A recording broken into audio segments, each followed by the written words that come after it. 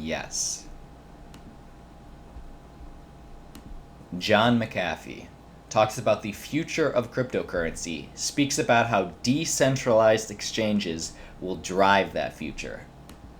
Robinhood, thought to have been a friend of the little guy. Hey, turns out they're making millions of dollars by selling their own users' data to the big financial companies. And Tim Draper, the man, the legend, predicts that within 15 years, the total market cap will hit $80 trillion. Last year, we struggled to get above $1 trillion. Well, team, he's been right in the past. Today, we talk about all this, and of course, we check out where we stand in the crypto market within the last 24 hours. Here at Altcoin Daily. Welcome back, everybody. Here at the channel, we drop a video on crypto every single day, so make sure you guys subscribe to the channel. You do not want to miss a daily video, but let's get into it. Like it, subscribe it, let's get into it. John McAfee. Centralized exchanges will disappear. Decentralized exchanges will drive crypto. Does this surprise any of you guys? Right now, the most popular exchanges, the ones with the most trading volume, they are all centralized. Coinbase, Binance, the top exchanges out there, they are centralized. And John McAfee says they're on their way out.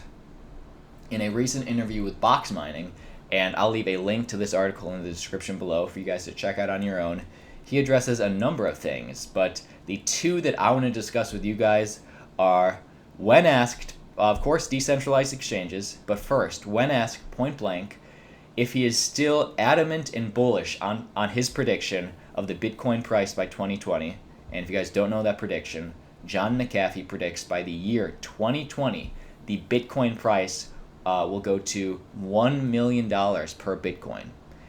If it doesn't, John McAfee says he will eat his own dick. And of course, we know 2020, that's about a year and a handful of months away, and Bitcoin right now sits at $6,400. He says if it does not get to $1 million by 2020, he'll eat his own penis. Yes, he's still adamant about this prediction, and he says that the reasons, even though we are in a very bearish market, the reasons he is still bullish on this prediction are, well, he points out that even though the prices are tanking, Bitcoin has been climbing in use, drawing attention to the fact that the number of users and those that accept Bitcoin as a valid payment method are skyrocketing. What do you guys think? Well, in this sense, I don't know about $1 million by 2020, but yes, while the whole market is down, really 2018, which has been a bear, we hear these news articles all the time, right? Why Bakkt is a game changer, how Starbucks is going to be accepting Bitcoin. All these financial institutions are figuring out a way, whether that be custody, storage, how to trade Bitcoin. They're forming the foundation to be able to trade Bitcoin. And John McAfee says that is a huge sign that while this year may be a quote-unquote rebuilding year, Bitcoin will hit $1 million by 2020. I don't know, guys. In my opinion, it's so hard to say. 2020 is right around the corner. I can see us getting over 100,000, maybe us going over $250,000. But who knows? Maybe if when Bitcoin becomes a household payment method, or a point of sale, or a storefront point of sale payment method on all these stores that we use daily, who knows? If not, he's going to eat his own penis. Anyway, to address the last issue on why decentralized exchanges will lead the revolution, he says, and I quote, "It means that once we no longer have centralized exchanges, and they will all disappear eventually, within 5 years they will be gone, nothing can shut us down. It is the absolute end of the war. Governments can't shut us down, financial institutions, banks, nothing. I don't care how much power you have as a government, how many police, how many soldiers, whatever. If the exchanges are distributed across 20 million wallets on smartphones, laptops, and pads, it's impossible to shut down a decentralized exchange." Guys, I fully agree with John McAfee on this one, because oftentimes when I talk about Bitcoin, to my friends, that aren't really involved in the space. They're not invested. They just kind of hear about it on the outskirts. They say, "Oh, isn't Bitcoin a fad?" I mean, I think the government's going to shut that down. And I look at them and I say, "How can they shut it down? Nobody controls Bitcoin. Nobody controls these cryptocurrencies," which is true. Yet, centralized exchanges can be shut down. Now, if you've been following this channel, if you've been following the news, you already know that Binance CEO, they're already forming a Binance decentralized exchange. Stellar has their own decentralized exchanges. Right now, nobody's really using these exchanges because they're, more difficult, more complicated to use. But, we're putting in the groundwork. And I agree with John McAfee. Do you? Guys, a little bit of a red flag out of Robinhood. Robinhood is making millions by selling users' data to financial companies. Let me ask you this. What's the logic of robbing Peter to pay Paul? Well, a second quarter SEC filing shows that Robinhood, is actually making millions of dollars from selling users' data to high-frequency trading firms. And of course, we all know that Robinhood prides itself, they advertise themselves as a way to trade stocks and crypto that benefit the common man instead of fleecing their customers to provide a quick buck to the Wall Street traders. Well, it turns out they're providing a quick buck to the financial institutions that want our data, and a quick peek at Robinhood's websites presents the following feel-good phrases. So Robinhood advertises themselves as, "Hey, we believe that the financial system should work for the rest of us, not just the wealthy." Or, "We've cut the fat that makes our brokerages costly, like manual account management and hundreds of storefront locations, so we can offer zero commission trades." That's right, they say because they don't have, all this overhead cost like storefront locations or brokerage costs, they can offer zero commission trading. That's the reason a lot of millennials and young people are getting into trading stocks, getting into trading crypto. Well, it turns out that one of the reasons they're able to offer zero commission trading is because they're selling our data on the back end. Team, I don't use Robinhood. I know a lot of you guys do out there. What do you guys think about this? Does this not make them any worse than the big conglomerates and companies like Google, Facebook, I don't know, the other, bigger trading venues that we know sell our data? A company that advertises to the little guy that's selling our data, is this going to stop you from using Robinhood? Let me know in the comments. To me, I found this a little shocking. Last piece of news before we check in on where we stand in the crypto market. Tim Draper predicts that the market cap will hit $80 trillion in 15 years. And as we know, right now the market cap currently sits at just about $200 billion. Last year, December 2017, we almost got to $1 trillion. A lot of people are saying that the highest that the market might go this year is maybe back to 1 trillion. We might not even reach that. I personally think we will. We'll talk about that more at the end. But Tim Draper says 80 million in 15 years. Cool. Which will be an increase by 400 times, which would not happen in any other industry. In crypto, that's an option though.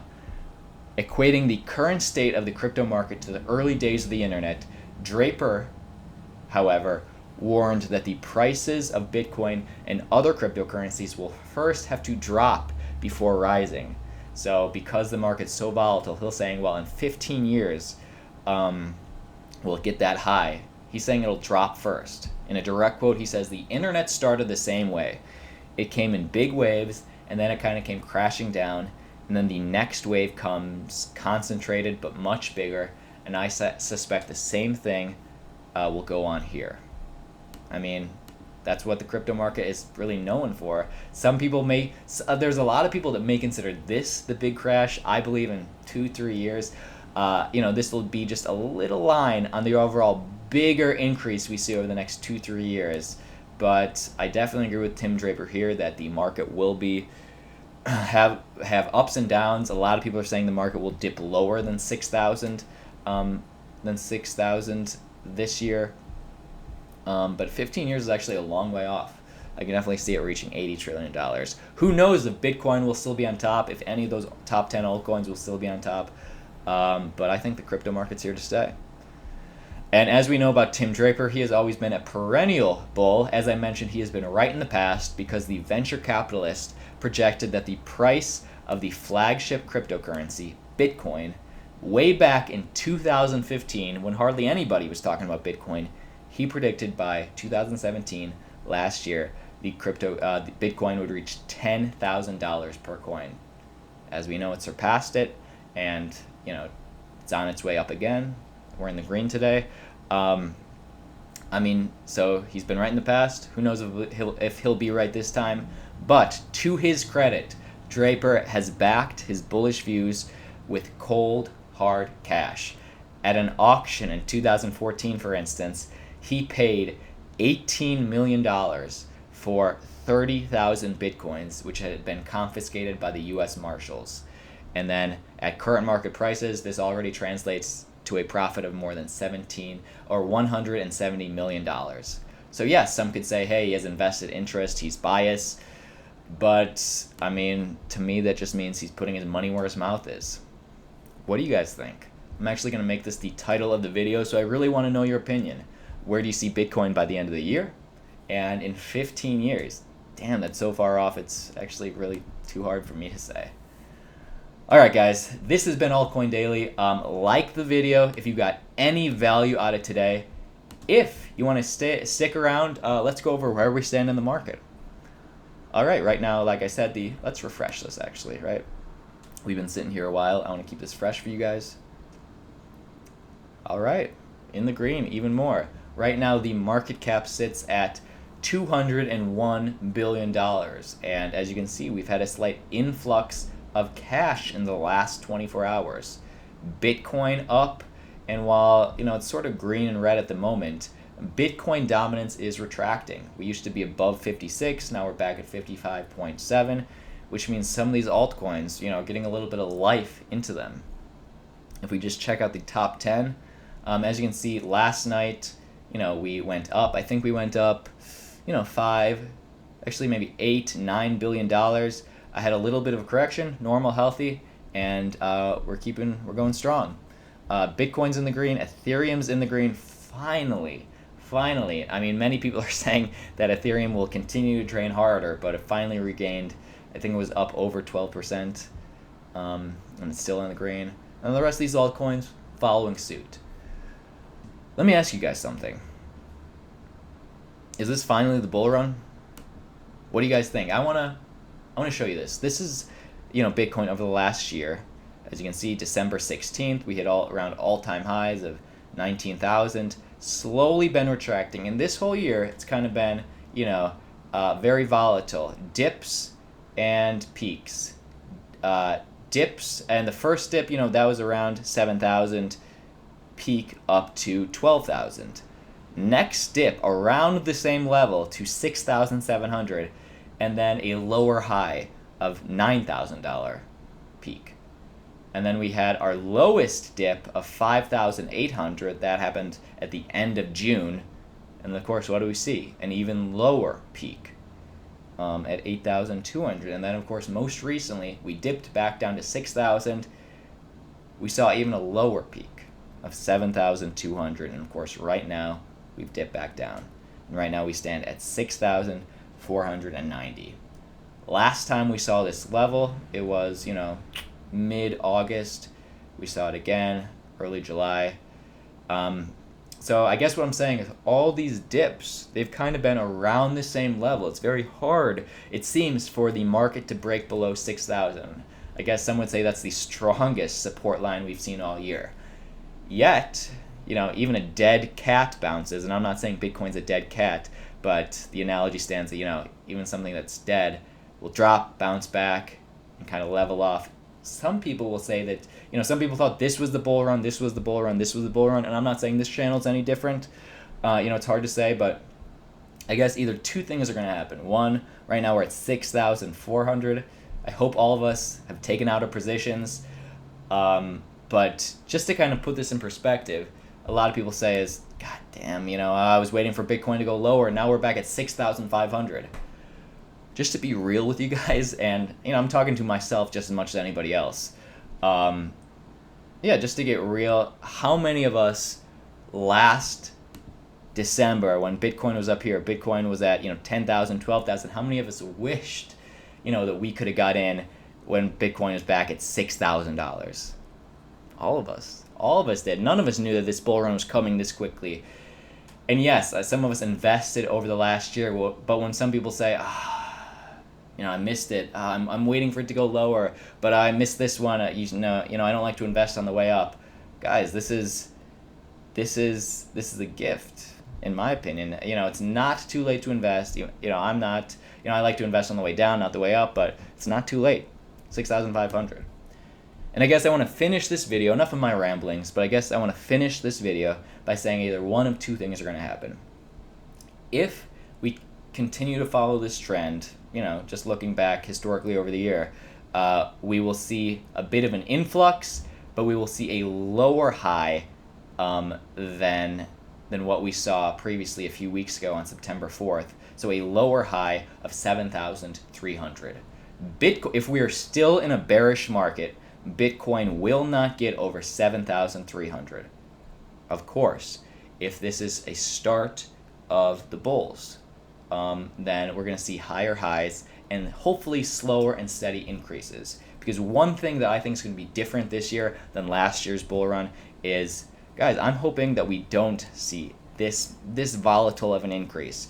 Not that I don't want Bitcoin to be at 19,000 plus, just because it's not sustainable. The slower the increase is, the healthier it'll sustain, in my opinion. And just if you're asking my opinion, and I'm just some guy on YouTube, I still think that we are going to see a market cap over $1 trillion by the end of the year. I still think Bitcoin will see new all-time highs. I don't know about Bitcoin getting to 50K or 100K, but I still think we'll see Bitcoin maybe land around 20K where we saw it last year.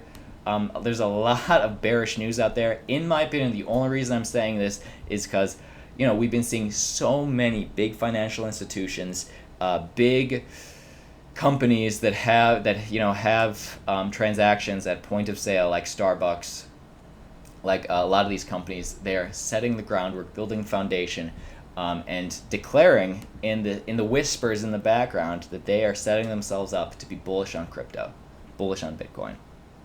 That's my 2 cents. I turn it over to you guys now. Let me know what you think. This has been Altcoin Daily. We'll see you tomorrow.